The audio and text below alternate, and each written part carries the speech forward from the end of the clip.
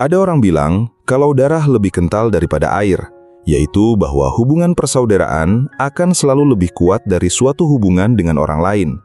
Tapi hidup ini tidak selalu berjalan seperti apa yang kita percaya, karena kadang-kadang hubungan persaudaraan bisa retak akibat persaingan cinta kepada orang lain.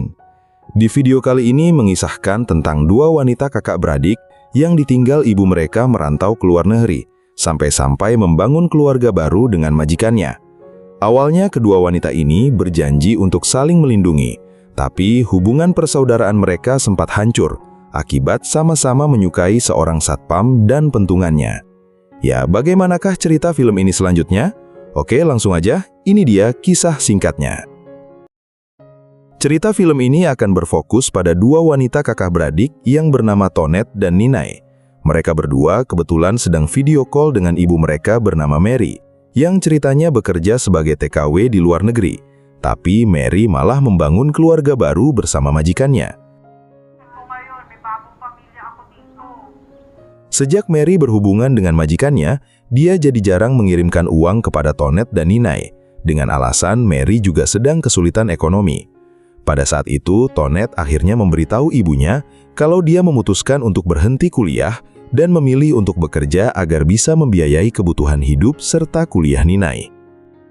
Tumigil na nga po ako sa pag-aaral. Nagtatrabaho po ako para mag-anak. Kailangan ko ng paalam gising na si baby. Sebagai seorang kakak, Tonet kemudian berusaha menenangkan adiknya dan mengatakan kalau gajinya masih cukup untuk membayar biaya kuliah.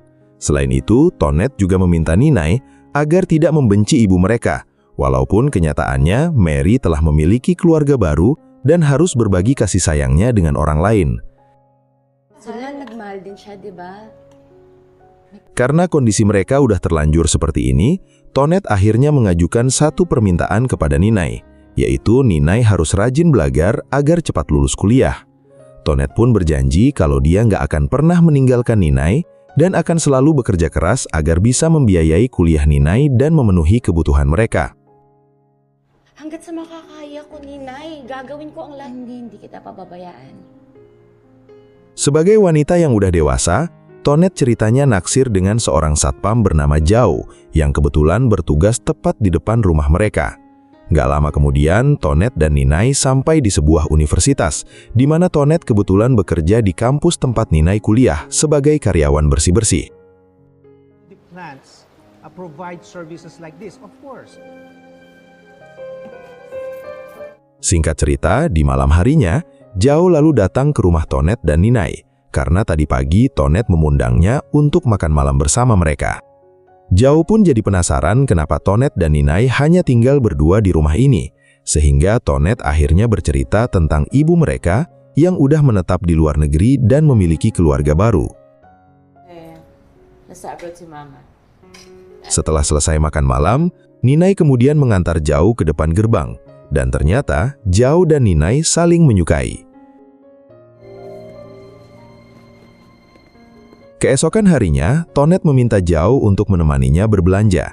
Namun Zhao menolak permintaan itu dengan alasan nanti malam dia sudah ada janji dengan saudaranya.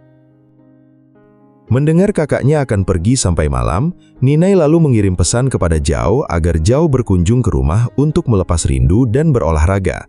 Namun tanpa mereka sangka, Tonet ternyata pulang lebih awal dari perkiraan Ninai, di mana hal itu membuat mereka berdua merasa panik, dan untungnya Zhao bisa kabur tanpa ketahuan. Kumain ka na ba? Keesokan paginya, Tonet kembali mengajak Zhao untuk sarapan di rumah sambil bertanya Zhao tinggal di daerah mana. Zhao pun menjawab kalau dia tinggal di sebuah kos di kota sebelah, dan dia jarang menggunakan motor untuk berangkat bekerja, agar gajinya tidak cepat habis untuk memberi bensin. Sana ako magdala ng motor. Sayang sa gas. Dari cerita itu, Tonet lalu menawarkan Zhao untuk tinggal bersama mereka, dengan alasan Zhao bisa lebih irit dan gak akan kehujanan di cuaca sekarang yang memang sering hujan. Sebenarnya Zhao ingin menerima tawaran itu, tapi dia takut kalau Tonet akan mengetahui kedekatannya dengan Ninai, karena Ninai tidak berani memberitahu tentang hubungan mereka. Taka mo Ninay, naubos mo agad ha. Saat Tonet sedang bekerja, ada seorang dosen bernama Tony yang ingin menawarkan pekerjaan sebagai asisten penuh waktu. Namun, Tonet terpaksa menolak tawaran itu karena prioritasnya sekarang adalah bekerja untuk mencari uang agar dia bisa membiayai kuliah adiknya sampai lulus. Ketika Ninai udah pulang kuliah, Zhao lalu mampir untuk mengajaknya berolahraga. Tapi kali ini kegiatan mereka akhirnya ketahuan oleh Tonet yang merasa sangat kecewa. Tonet yang marah pun akhirnya mengusir Ninai dari rumah karena Ninai bisa-bisanya bercocok tanam dengan Zhao saat dia sedang bekerja keras untuk memenuhi kebutuhan mereka. Lumayas ka! Huwag na huwag! Saktan eh! Pero di ko magawa!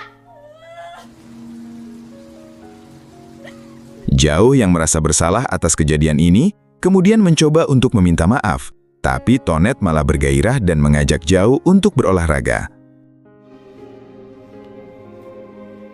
Lalu setelah mereka selesai bercocok tanam, Tonet kembali menyuruh Zhao untuk segera pindah ke rumah ini agar mereka bisa tinggal bersama dan Tonet bisa melayani Zhao setiap hari. Para at least mapagsilbihan naman kita. Dito ka na lang muna. Selain meminta maaf kepada Tonet, Zhao juga meminta maaf kepada Ninai. Tapi Ninai ternyata udah memutuskan untuk berhenti kuliah dan mulai bekerja demi memenuhi kebutuhan. Zhao pun akhirnya mengajak Ninai untuk meminta maaf kepada kakaknya, sekaligus memberitahu Tonet tentang hubungan mereka yang udah terjalin sejak lama. Tapi Ninai belum berani melakukannya. Zhao, hindi pwede.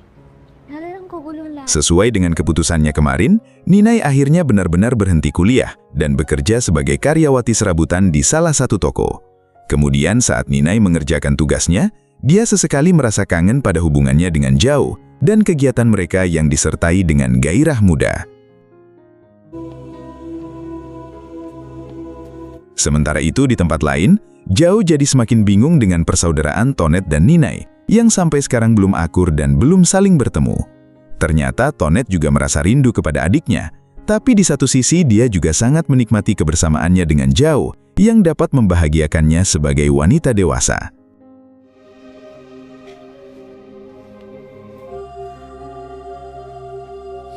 Beberapa hari kemudian, Zhao akhirnya datang menemui Tonet untuk mengaku tentang hubungannya dengan Ninai. Di sini Zhao mengatakan kalau dia udah lama berpacaran dengan Ninai, tapi Ninai tidak berani berbicara jujur kepada Tonet karena Ninai mengetahui kalau Tonet juga menyukai Zhao.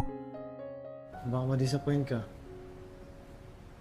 Mendengar pengakuan itu, Tonet tentunya merasa sangat terkejut, apalagi baru-baru ini mereka berdua telah bercocok tanam.